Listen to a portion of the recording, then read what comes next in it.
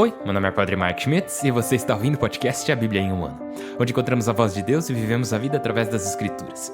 O podcast original, The Bible in a Year, foi produzido pela Ascension e essa é a versão brasileira traduzida pelo Heitor e dublada pelo Leandro. Usando a linha do tempo da Bíblia Grande Aventura, vamos ler de Gênesis até Apocalipse, descobrindo como se desenrola a história da salvação e como nos encaixamos nessa história. Hoje é o dia 295. Você sabe o que isso significa? Significa que faltam 70.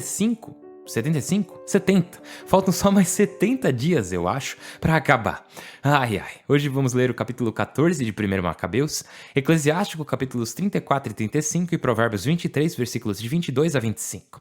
Como sempre, a Bíblia que eu uso todos os dias é a Bíblia da Grande Aventura da Ascension em inglês. Você pode acompanhar usando qualquer Bíblia que você preferir, nós recomendamos a Bíblia do Peregrino. Para você saber quais vão ser os próximos capítulos ou marcar o quanto você já leu, é só baixar o plano de leitura de graça no link na descrição do vídeo e você pode se inscrever no canal e ativar o sininho.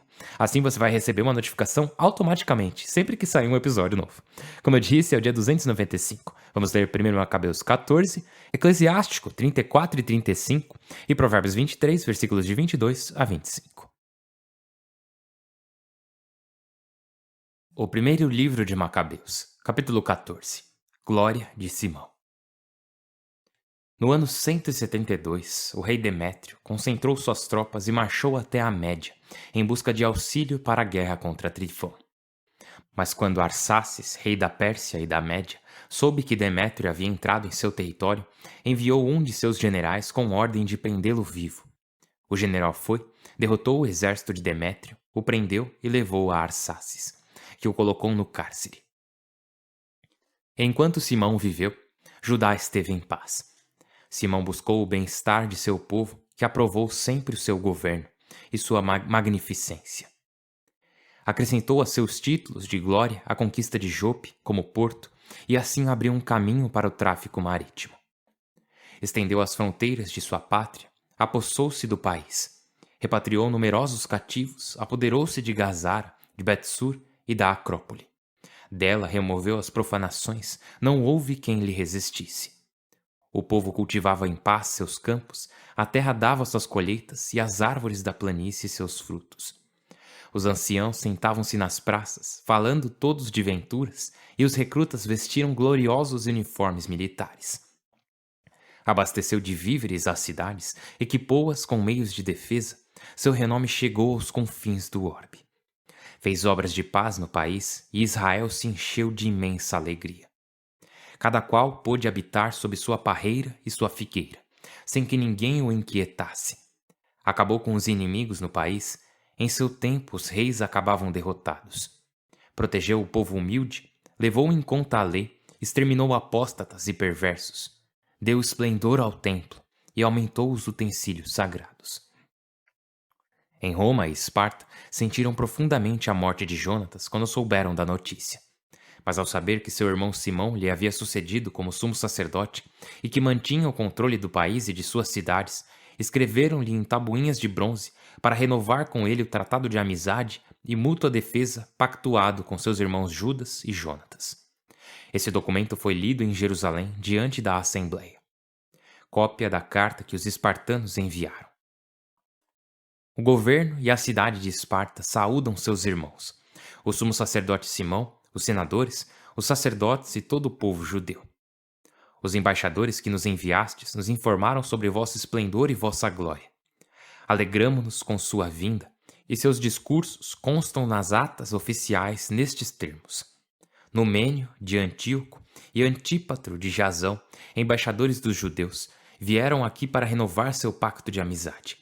O povo decretou recebê-los com todas as honras e depositar uma cópia de seus discursos nos documentos oficiais, para que sirva de lembrança à nação espartana.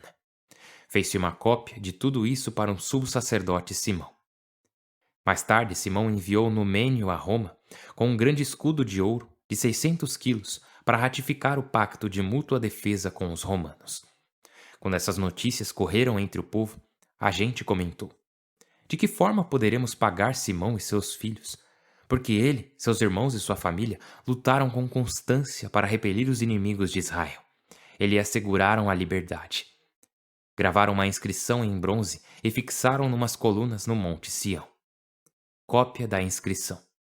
No dia 18 de setembro do ano 172, que corresponde ao terceiro ano de Simão, sumo sacerdote, durante a tribulação do povo de Deus, numa assembleia solene de sacerdotes e povo, autoridades e senadores do país, foi-nos notificado o seguinte: quando no país havia frequentes combates, o sacerdote Simão, filho de Matatias, descendente de Joiaribe, e seus irmãos se expuseram ao perigo e resistiram aos inimigos de sua pátria, para salvar incólume seu templo e sua lei. E assim deram grande glória à nação, tornando-a gloriosa. Jonatas, depois de unificar sua pátria e servir de sumo sacerdote, foi reunir-se com os seus. Seus inimigos quiseram pôr o pé no país e atacar o templo, mas então surgiu Simão para lutar por seu povo.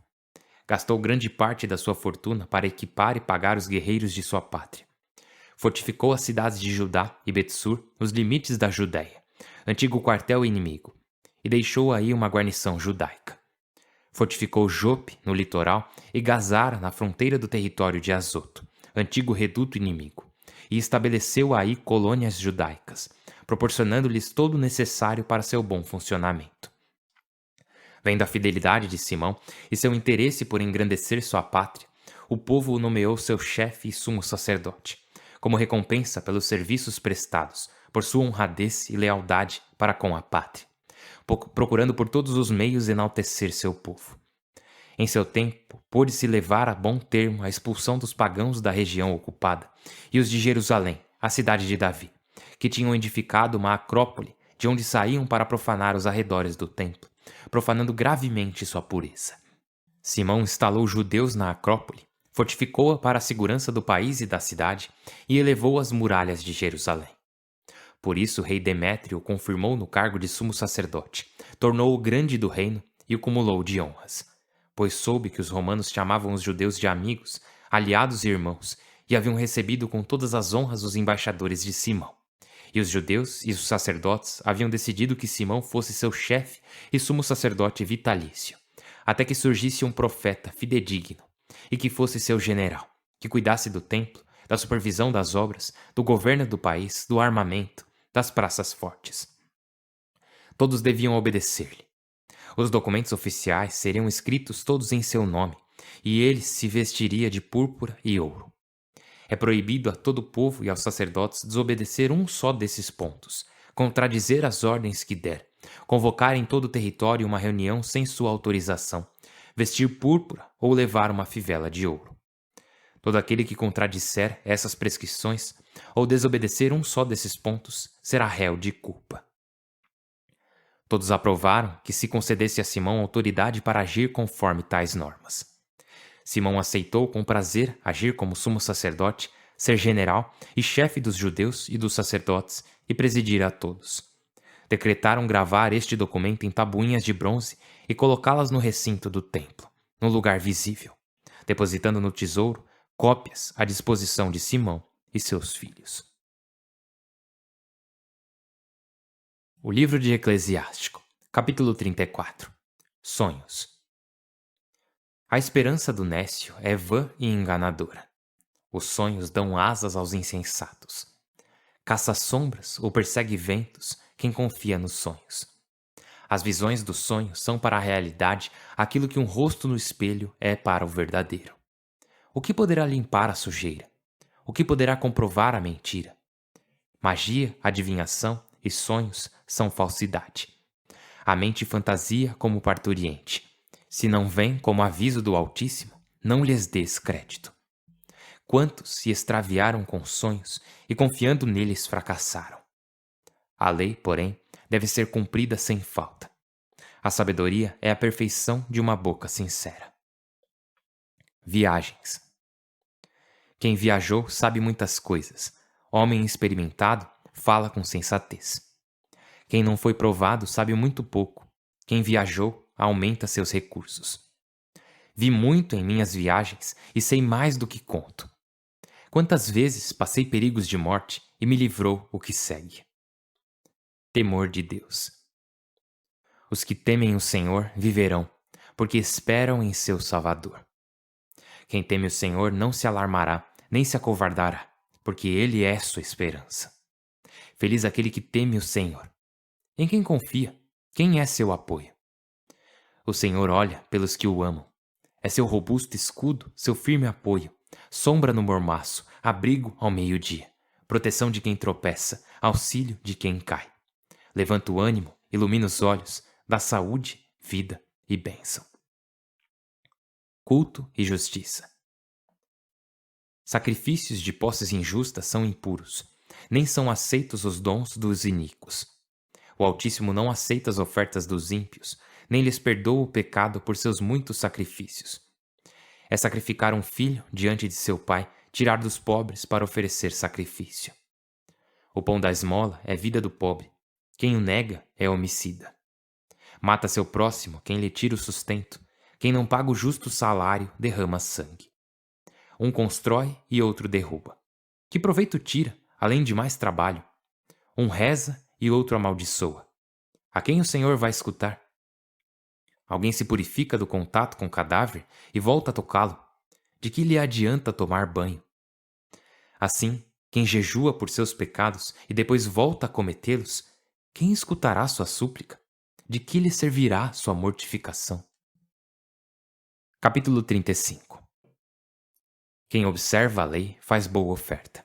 Quem guarda os mandamentos oferece sacrifício de ação de graças. Quem faz favores oferece flor de farinha. Quem dá esmola oferece sacrifício de louvor. Afastar-se do mal é agradável a Deus. Afastar-se da injustiça é expiação. Não te apresentes a Deus de mãos vazias. Isso é o que a lei pede. A oferta do justo enriquece o altar, e seu aroma chega até o Altíssimo. O sacrifício do justo é aceito, sua oferta memorial não será esquecida. Honra o Senhor com generosidade, e não sejas mesquinho em tuas ofertas. Quando ofereces, mostra semblante alegre, e paga de boa vontade os dízimos. Dá ao Altíssimo como ele te deu, generosamente, segundo tuas possibilidades, porque o Senhor sabe pagar e te dará 7 vezes mais. Os gritos do pobre. Não o subornes, porque não o aceita. Não confies em sacrifícios injustos, porque é um Deus justo que não pode ser parcial. Não é parcial contra o pobre, escuta as súplicas do oprimido. Não deixa de ouvir os gritos do órfão ou da viúva quando repete sua queixa. Enquanto lhe correm as lágrimas pelas faces e o gemido se acrescenta às lágrimas, seus sofrimentos conseguem o favor dele, e seu grito alcança as nuvens. A reclamação do pobre atravessa as nuvens e não descansa até alcançar Deus. Não cede até que Deus a atenda, e o juiz justo lhe faça justiça. Deus tampouco adiará. Como guerreiro não repousará, até quebrar os lombos do tirano e vingar-se dos soberbos, até arrancar o cetro dos arrogantes e quebrar a vara dos perversos, até pagar ao homem por suas ações e retribuir ao mortal por seus pensamentos, até defender a causa de seu povo e dar-lhes a alegria da salvação. Bem-vinda sua misericórdia na tribulação, como chuvarada durante a seca. O livro de Provérbios, capítulo 23, versículos de 22 a 25. Escuta o pai que te gerou, não desprezes a velhice de tua mãe. Compra a verdade e não a vendas, sensatez, educação e prudência. O pai do honrado se encherá de prazer, quem gera um filho sensato se alegrará. Teu pai ficará feliz contigo, e aquela que te deu a luz exultará. Pai Santíssimo, nós te louvamos. Muito obrigado, mais uma vez, por um novo dia em que tu revelas a tua palavra para nós. Por favor, nos ajude a colocá-la em prática, a amar a tua palavra, a amar a tua vontade e a cumpri-la com todas as nossas forças. Por Cristo nosso Senhor, amém. Em nome do Pai, do Filho e do Espírito Santo, amém. Nossa. Então, esse Simão é o cara, né? De verdade, que benção incrível. E uma das minhas passagens favoritas, eu sei que eu falo isso toda hora, mas uma das minhas passagens favoritas em toda a Bíblia é que, e eu gosto dela porque, bom, porque ela é verdadeira, porque ela é linda, porque ela tá na Bíblia e porque foi inspirada por Deus. É o versículo 12 do capítulo 14 de Macabeus, de 1 Macabeus. Diz lá: cada qual pôde habitar sob sua parreira e sua figueira, sem que ninguém o inquietasse. Essa sensação de paz, nossa, eu acho muito bom. E aparecem em diversos momentos do Antigo Testamento passagens parecidas com essa, né? Mas essa é a mais clara. Cada qual pôde habitar sob sua parreira e sua figueira, sem que ninguém o inquietasse. Israel finalmente tendo paz, pelo menos por um tempo, né? Porque agora eles vão ter que lutar para manter sua soberania, manter sua independência, e eles não vão conseguir mantê-la por muito tempo, né? Talvez mais uns 100, 140 anos. Mas eles provavelmente estavam pensando que finalmente chegou a hora. Talvez agora seja o momento em que o Senhor vai restaurar o reino que ele permitiu que caísse em ruínas por causa da nossa infidelidade. Mas não, não vai ser agora. Não é agora que o Senhor vai restaurar o reino de Israel. Ele não vai fazer isso agora. E assim, pensa nisso. Tudo isso que aconteceu, todos esses guerreiros, Judas, Jonatas, Simão e todos os outros judeus que lutaram contra os gregos, contra os seleucidas, contra todas essas pessoas, e agora finalmente conseguiram restaurar a soberania da nação. Então dá pra imaginar o pessoal falando: "Ah, beleza, conseguimos. Agora o que vai acontecer é que Deus vai levantar um descendente de Davi, ele vai ser coroado e pronto, o reino tá restaurado. É isso que vai acontecer. Daí nós vamos vencer totalmente os gregos e também os romanos, porque agora temos uma aliança de amizade com eles, mas nunca se sabe o dia de amanhã. E sairemos vitoriosos em tudo, porque esse é o reino do Senhor, é o reino eterno que ele havia prometido. Porque, lembra, Deus havia prometido um reino eterno, uma terra, e que através deles o mundo todo seria abençoado. Então eles estavam pensando: ah, vai ser agora, é isso que vai acontecer. E claro, como sabemos, não foi isso que aconteceu. O que todos sabemos é que os romanos aparecem e não tem mais essa amizade com Israel. E Israel não se estabelece como a superpotência mundial que eles imaginavam. Mas sabemos que o que acontece é que dessa nação, que aparentemente foi abandonada, mas não foi abandonada, que era fraca, mas ainda assim amada e preferida por Deus, dessa nação, um salvador improvável, um rei improvável, na verdade o rei dos reis, surgiria. Mas se você fosse uma das pessoas vivendo naquela época, alguns séculos antes de Jesus, teria dito: ah não, o que vai acontecer pela lógica é que nós teremos cada vez mais domínio político, cada vez mais influência no mundo. Porque é isso que pensamos, né? Que as coisas vão acontecer da forma como nós imaginamos. Mas sabemos que não é assim. O que aconteceu foi que eles foram subjugados. E no meio dessa devastação, nosso Senhor Deus viria. Literalmente ele mesmo. Ele não ia chamar outro Judas, outro Jonatas, outro Elias, Davi ou Simão, como estamos lendo hoje. Ele vai vir em pessoa. Ele se tornará um de nós. E ninguém imaginou que isso ia acontecer, ninguém esperava isso. Cara, isso é incrível demais. Quantas vezes em nossas vidas nós não dizemos: Senhor Deus, agora para tal coisa dar certo, você tem que fazer tal coisa acontecer dessa forma aqui. E ele pode nos dizer: não, na verdade não é isso que tem que acontecer. Para tal coisa dar certo, eu sei exatamente o que tem que acontecer. E não é o que você imagina. Mas as bênçãos que eu lhe trarei também serão maiores do que você imagina. Então, Eclesiástico. Vamos dar um pulinho lá em Eclesiástico, porque, de novo, como eu já havia dito ontem, parte do livro é sobre sabedoria, mas parte dele também fala sobre educação, sobre conviver com as pessoas. Ou seja, é uma sabedoria que não se baseia somente em saber de muitas coisas, mas também sobre experiências. E basicamente sobre ser uma pessoa prudente, né? Porque a prudência nada mais é do que saber como se viver.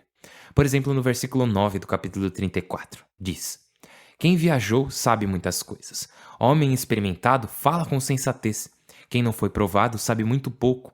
Quem viajou aumenta seus recursos. Daí diz: vi muito em minhas viagens e sei mais do que conto.